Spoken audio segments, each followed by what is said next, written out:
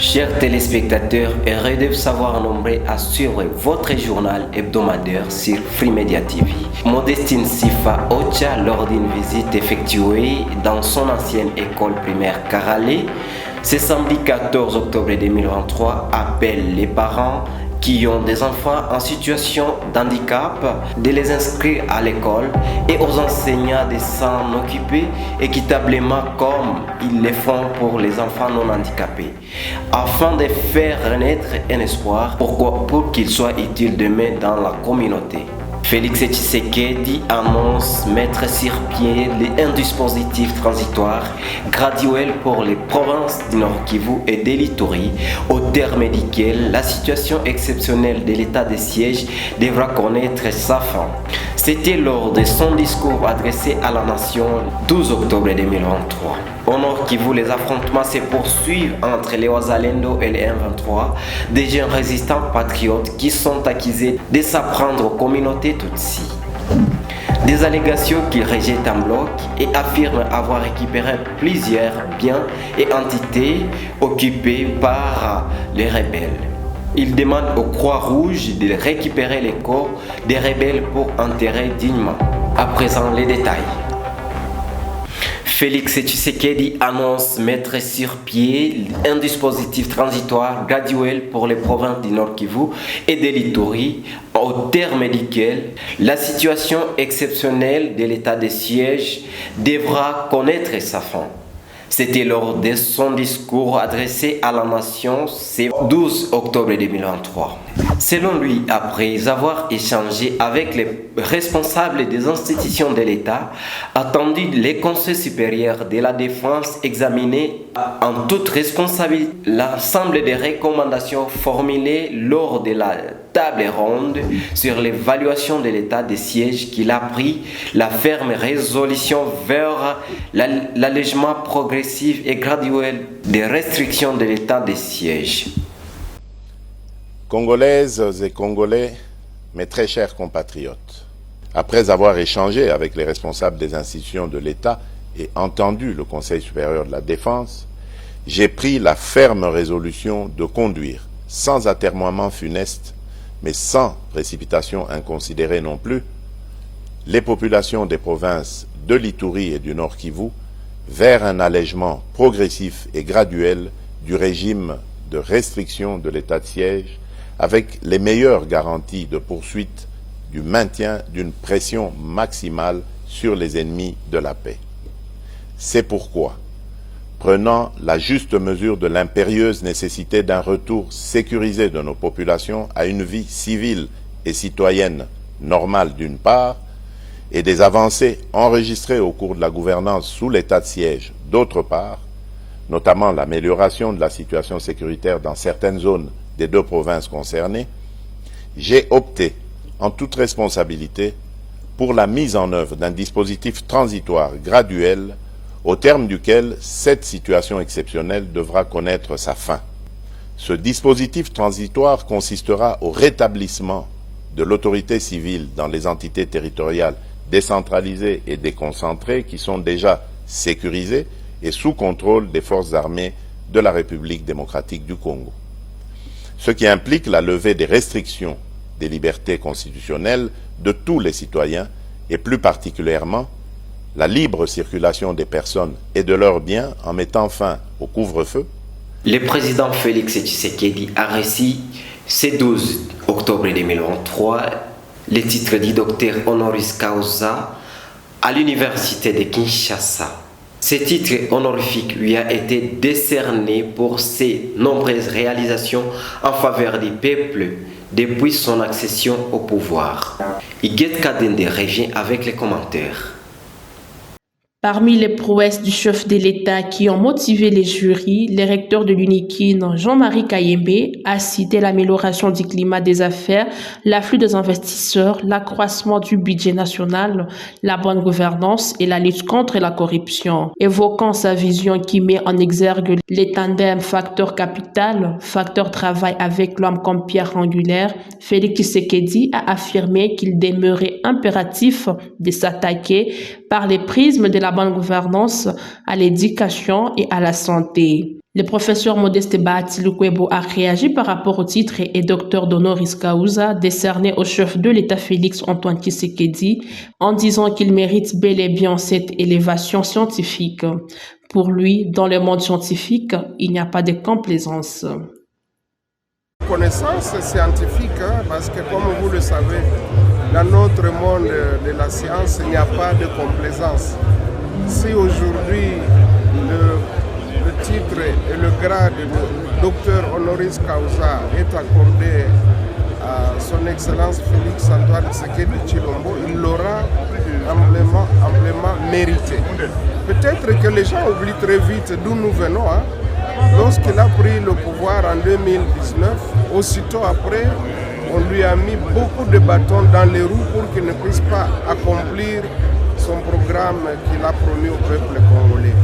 Rappelez-vous qu'à un moment donné, le président de la République avait signé des ordonnances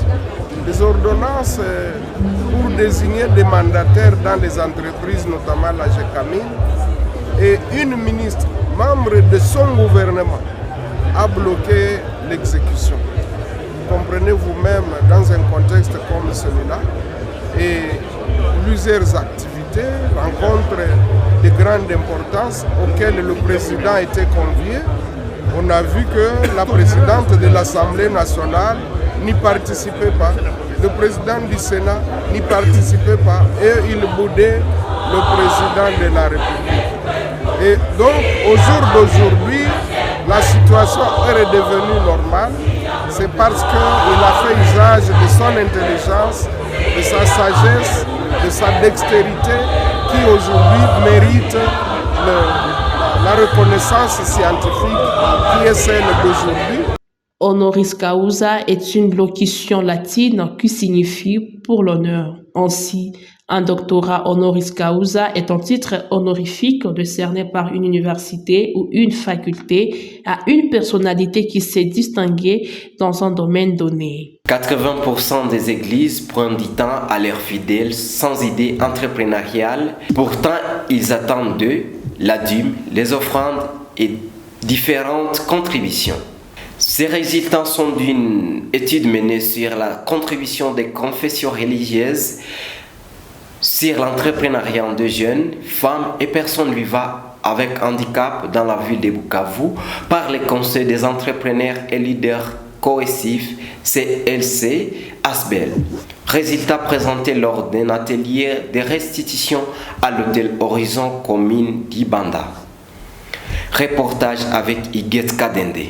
James Chamusoke Chamunjwere, coordonnateur de cette ASBEL, renseigne que le choix de cette étude est dû à la prolifération des églises, des confessions religieuses, des diverses tendances en République démocratique du Congo et qui mobilisent des grandes masses de populations avec une grande influence sur le ménage des individus pendant que le pays va dans le sens d'accompagner l'entrepreneuriat, mais il se demande à quel niveau les églises et les confessions religieuses accompagnent ces fidèles dans cet angle. On se demande à quel niveau ces confessions religieuses-là sont en train de s'approprier ces cadres-là de promouvoir l'entrepreneuriat, parce que les églises elles-mêmes, non seulement ils ont besoin d'argent, mais nous avons constaté qu'ils prennent beaucoup de temps à leurs fidèles pour les activités spirituelles. Par exemple, une semaine, vous êtes entré d'aller à l'église et à la même église, on vous demande des dîmes, les offrandes, de construire, machin.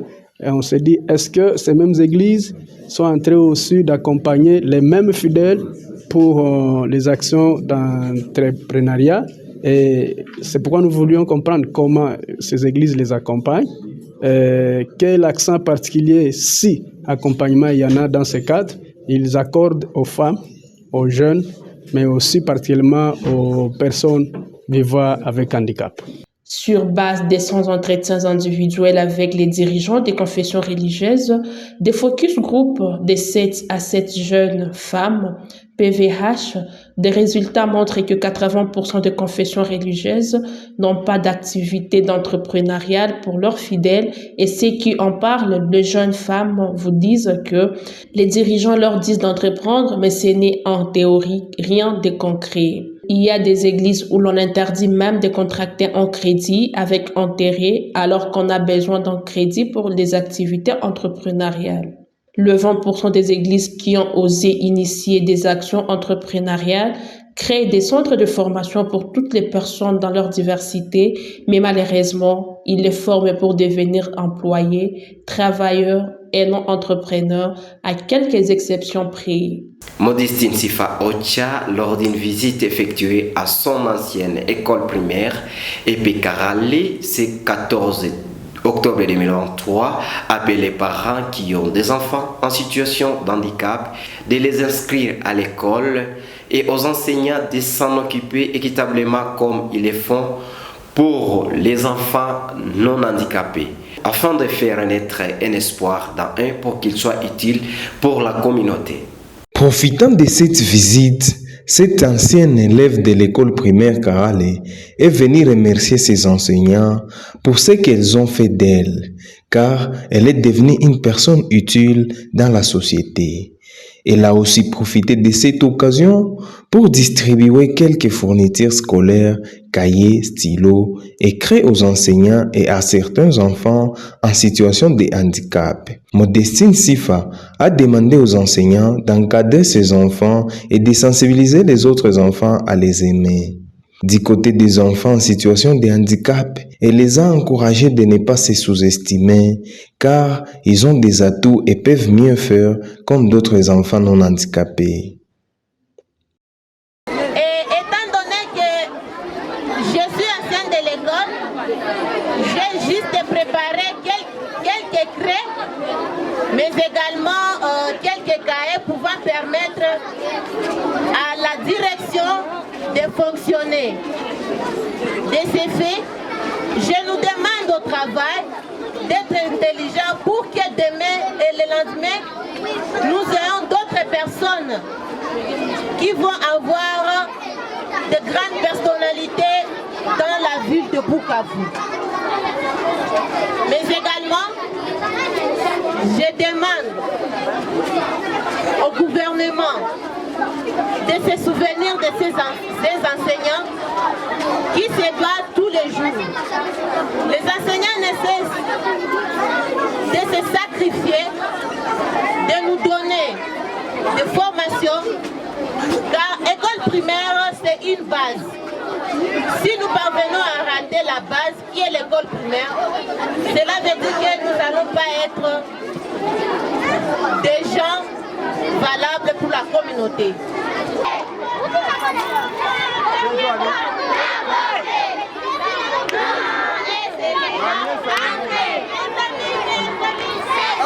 Après avoir visité quelques classes, elle a animé les élèves à la récréation.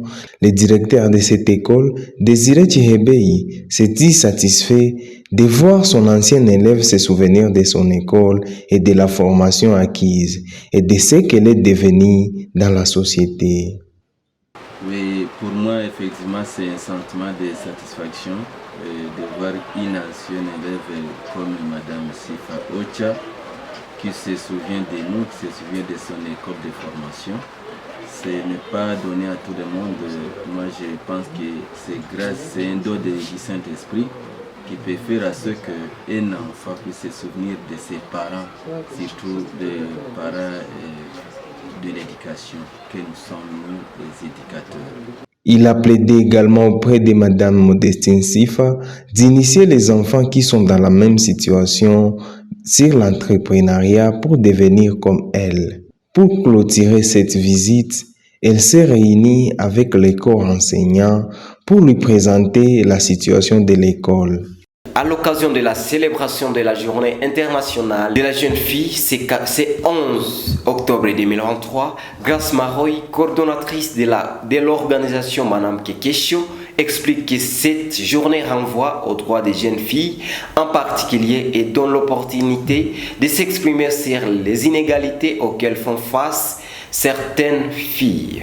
Un appel à cette occasion, l'appel est lancé à différents niveaux. D'abord aux organisations de défense des droits des femmes, Il y a beaucoup de filles qui sont en besoin et qui ont besoin de notre aide, surtout dans le milieu rural. Si nous voulons rendre les droits des femmes plus durables, nous devons aussi focaliser l'attention sur les jeunes filles-là. Parce qu'elles, si elles arrivent à comprendre à cet âge-là, ça aura un impact et un impact qui sera durable, qui pourra impacter toute leur vie et la vie de toutes les communautés. Aussi un appel à toutes les filles et femmes de la ville de Bukavu ou de milieux ruraux que rien ne nous sera accordé par beaux yeux ou juste par pitié. Nous devons aussi nous lever, montrer notre courage que nous pouvons le faire. Je sais qu'il y a beaucoup de filles qui ont beaucoup de capacités, mais elles ont peur de se lancer parce que si par exemple tu as telle ambition ou telle autre, tu as peur d'être jugé par la communauté, tu as peur de n'être pas soutenu par ta famille, ton partenaire ou ton ami. Je voulais vous dire que si vous savez ce que vous voulez, le plus important en tant que jeune fille, on doit se connaître quelles sont mes ambitions. Dès lors que tu sais c'est quoi tes ambitions, tu sais comment te lancer. Et même si ça peut être difficile au début, tu vas finir par trouver des gens en cours de route qui t'accompagnent, qui te soutiennent parce qu'ils ont vu que tu as tenu. Eshima Coffee, une marque de café qui fait ses preuves dans la province de Sud Kivu. Ces cafés Arabica et Robusta est vendu dans un shop où quelques personnes s'approvisionnent avant d'aller au travail, pendant la pause ou après le travail. Reportage de notre confrère Divin Turimwami. Il s'habitue de plus en plus au café. Qu'il fasse chaud ou froid, la population de Bukavu s'approvisionne davantage au shop du café détenu par un groupe de jeunes entrepreneurs. Les cafés fouettés, les cafés crémés, les milkshakes sont des tasses préférées de plusieurs personnes. Certains jeunes rencontrés sur place préfèrent les cafés au lieu des boissons fortement alcoolisées. Premièrement, je préfère le milkshake parce que quand il y a le soleil accablant à Bukavu, j'ai envie de me détendre, de me rafraîchir un peu et donc c'est vraiment une bonne affaire. Vous voyez, nous sommes à Bukavu et avec Eshima Coffee, c'est vraiment un établissement qui nous donne de produits voilà, avec un peu de caféine. Moi, je préfère les cafés froids parce que je suis vraiment un amateur de ça. Et des deux, voilà, ça me fait plaisir quand il y a le soleil accablant, donc je préfère en prendre. Nilikia kunywa kafe, minazoea kunywa Je suis venu prendre du café, je suis un coiffeur et à chaque fois avant d'aller au boulot, je vais prendre une tasse de café. Mon salon se trouve juste ici à côté car je suis un coiffeur.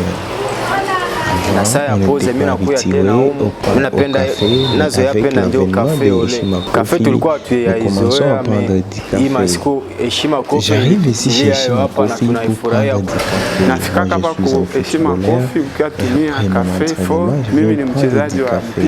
L'alcool n'est pas autorisé chez les joueurs. C'est pourquoi je préfère le café et je peux en prendre 3 à 4 tasses par semaine.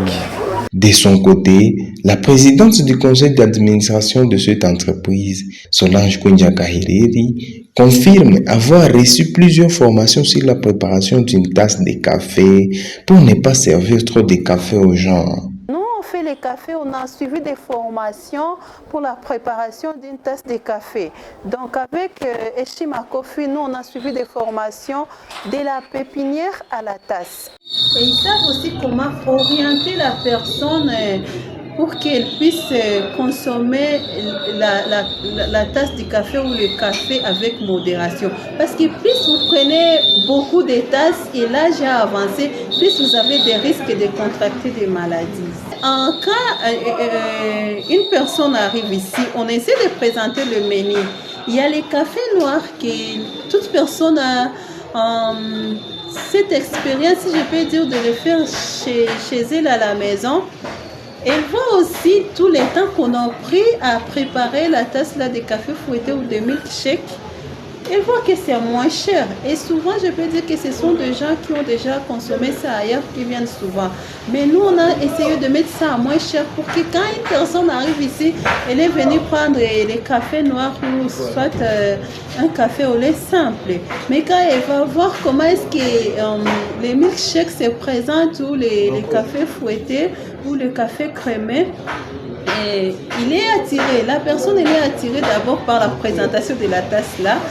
Elle aussi elle sera curieuse et puis elle demande, quand elle voit avec le prix, elle dit bon quand même ça va avec ces prix là.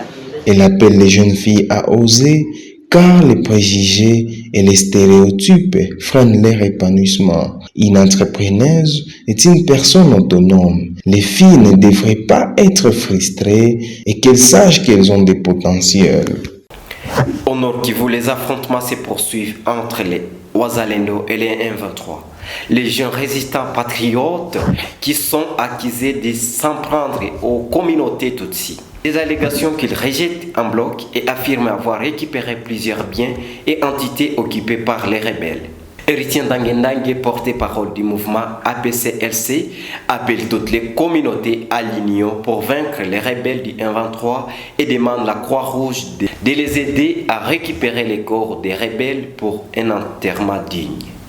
Au Nord Kivu, les affrontements se poursuivent entre les Wazalendo, des jeunes résistants patriotes et les M23. Ils sont accusés de s'en prendre aux communautés Tutsi, des allégations qu'ils rejettent et affirment avoir récupéré plusieurs biens et entités jadis occupés par les rebelles du M23. Héritier Ndangue, porte-parole du mouvement APCLS, appelle toutes les communautés à l'union pour vaincre les rebelles du M23 et demande un enterrement digne des rebelles de la part de la Croix-Rouge. Bon, nous avons déjà récupéré auprès de l'ennemi beaucoup de matériel que je ne saurais pas estimer ici parce que les lignes de Frosso multiples Kinyandonyi, vous voyez, Kanyamahoro, Bwiza, Kichanga, ça a commencé même Busumba jusqu'à Kilolirwe. Donc le bilan matériel est largement positif. Nous avons récupéré beaucoup de matériel. L'ennemi que nous avons mis à terre. Vous avez vu beaucoup des images. Je ne saurais pas mettre des chiffres. Il y a beaucoup des RADF qui sont tombés à Kilolirwe, à Kinyandonyi, à Bwiza. Il y a des cadavres qui jonchent là-bas. Nous demandons d'ailleurs aux agents de la Croix-Rouge de venir nous aider à les enterrer dignement, comme ce sont des humains. Le porte-parole du gouvernement congolais, Patrick Mouyaya, dit qu'aucune forme de violence ne peut être tolérée sur aucune de leurs communautés. Mentir à l'opinion internationale qu'il y a eu des massacres contre les Tutsis en RDC illustre le désarroi du Rwanda M23 face à la détermination des jeunes patriotes. Vouloir mentir à l'opinion internationale qu'il y a des massacres qui se commettent contre les communautés Tutsi.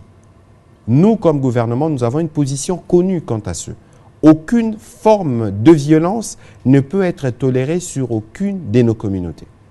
Et que la difficulté que nous en connaissons aujourd'hui, toutes les communautés congolaises sont touchées au même titre. Et donc toute cette campagne de manipulation qui vise justement à désorienter l'opinion après les revers qu'ils subissent de la part de nos compatriotes, qui a raison, se battre pour la défense du territoire, mais cela ne doit en rien être une excuse, par exemple, pour s'apprendre à la force régionale. Pour le porte-parole du gouvernement, à propos de ces affrontements en cours entre les Wazalendo et les terroristes du M23, lorsque des compatriotes défendent la patrie, vous ne pouvez pas dire qu'ils sont des forces négatives. Chers téléspectateurs, c'était un plaisir de vous savoir nombreux à suivre votre journal hebdomadaire. Merci, à la prochaine.